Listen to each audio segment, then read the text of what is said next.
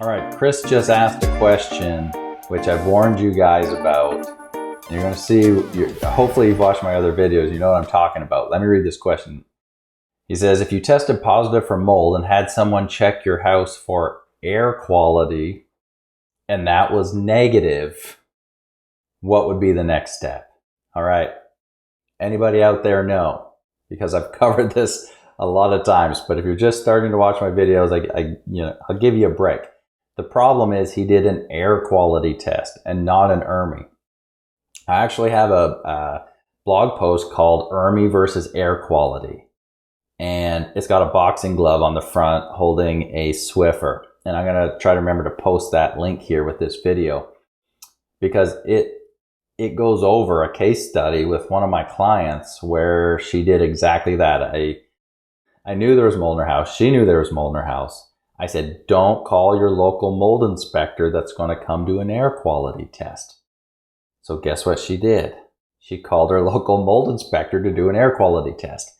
And in her home with her air quality test, it came back, it found 4 spores.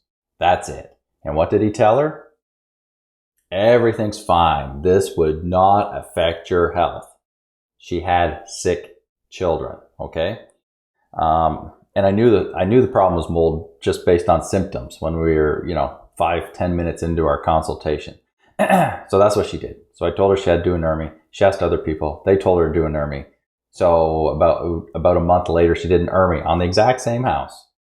And it came back full of water damaged molds that pump out toxic, poisonous mycotoxins. And that's why her family was sick. And I knew it. But she did an air quality test, and they did what is the most dangerous thing that can happen is you consider mold. You get to the point of finally finding the root cause, and then a professional comes in and says, nope, it's clear. So anyway, it's one of my biggest pet peeves in this mold industry, Chris. I would fully expect you to get an inspector to tell you that it was negative. So what would the next best step be? It would be to do an ERMI. So an ERMI is a Swiffer test, and I'll put the link with this video, that you go around every room in your house, you collect dust high, you collect dust low, and then it goes to the lab, and they take the dust off there, run it through the machines, and it uses PCR technology to identify the different molds and identify the concentration per that original sample. So it's the best data you can get for checking total toxic mold load on a home. Air tests those machines are fine when you're doing cavity tests, when you're sucking out of a wall to see if there's 100,000 spores of Stachy on the other side of that ½ inch of drywall, because there might have been a leak in there or behind that dishwasher, behind that cabinet, but not for checking the total toxic load, which is what people are looking for when they're calling a mold inspector to check their house. All right. So Chris, I'm sorry that you got that.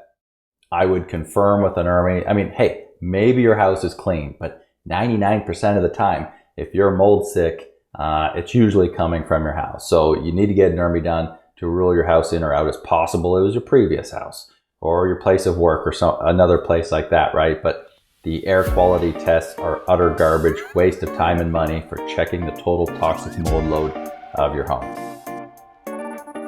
Do you have questions about mold in your home or body? Book a consultation with Matt, aka the Mold Man, to guide your home and body to the next level of healing.